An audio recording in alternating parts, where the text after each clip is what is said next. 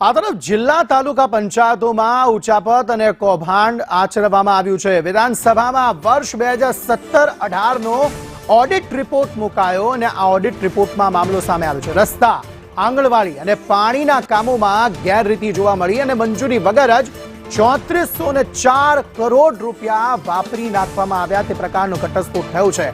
આ રિપોર્ટમાં 536 પેજમાં જિલ્લા અને તાલુકા પંચાયતના ઉચાપતોના કૌભાંડ જે છે તે ઉલ્લેખાયેલા છે। જિલ્લા પંચાયતમાં મર્યાદા કરતા વધુ રકમ વાપરી દેવાયાનો પણ ઘટસ્ફોટ થયો છે। ઓડિટ રિપોર્ટમાં ડીડીઓ ટીડીઓ જવાબો આપી શક્યા નથી। 12 મોટા વિભાગોની યોજનામાં જ 148 ઉચાપતના કિસ્સાઓ નોંધાયા છે। 33 જિલ્લા પંચાયતો આ ઉપરાંત 251 તાલુકા પંચાયતોમાં આ ભ્રષ્ટાચારનો સડો ઘૂસ્યો હોવાની માહિતી પ્રાપ્ત થઈ છે અને આ માત્ર એક જ વર્ષમાં થયેલ જે ઓડિટ છે અને જે ભ્રષ્ટાચાર થયો છે તેની વિગતો સામે આવી છે। 3404 કરોડનો આંકડો છે કે જેનો ભ્રષ્ટાચાર થયો છે।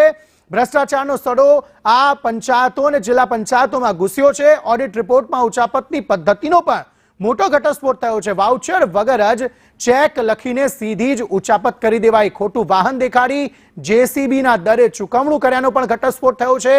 આ ઉપરાંત નર્મદાની સિંચાઈ કેનાલના કામમાં ગંભીર ગેરરીતિઓ દર્શાવવામાં આવી છે। તો આ સમગ્ર મામલામાં એક પંચાયતમાં ભ્રષ્ટાચારનો કોંગ્રેસે આક્ષેપ કર્યો છે।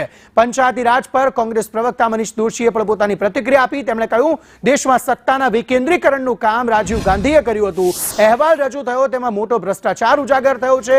નાણાં પંચની રચના ન થતા 1100 કરોડ રૂપિયાનું નુકસાન થયું છે। અહેવાલમાં 3404 કરોડની રકમ બારોબાર સગેવગે થઈ છે। ભ્રષ્ટાચાર એક પંચાયતમાં ઘૂસી ચૂક્યો છે તેવું તેમનું નિવેદન છે।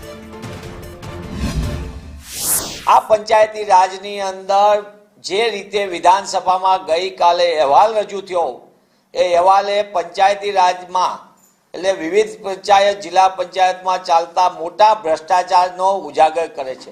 હજી આ અહેવાલ તો 16, 17, 17, 18 ના આવે છે, પણ સરકારે પોતે નાણાં પંચની સ્થાપના ન કરવાના કારણે ગુજરાતને 1100 કરોડનું નુકસાન થયું। પંચાયતના નામે નાણાં અપાવવાના બદલે ભાજપ સરકારે પંચાયતની સત્તા ઉપર કાપ મૂકીને કેન્દ્રીકરણ કર્યું।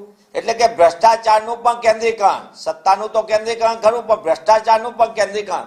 પણ જે અહેવાલ આવ્યો છે એ અહેવાલમાં કોઈ પણ પ્રકારની મજૂરી વગર 3404 કરોડ રૂપિયા જેટલી માતબર રકમો બારોબાર પંચાયતોમાંથી વપરાઈ ગઈ, બારોબાર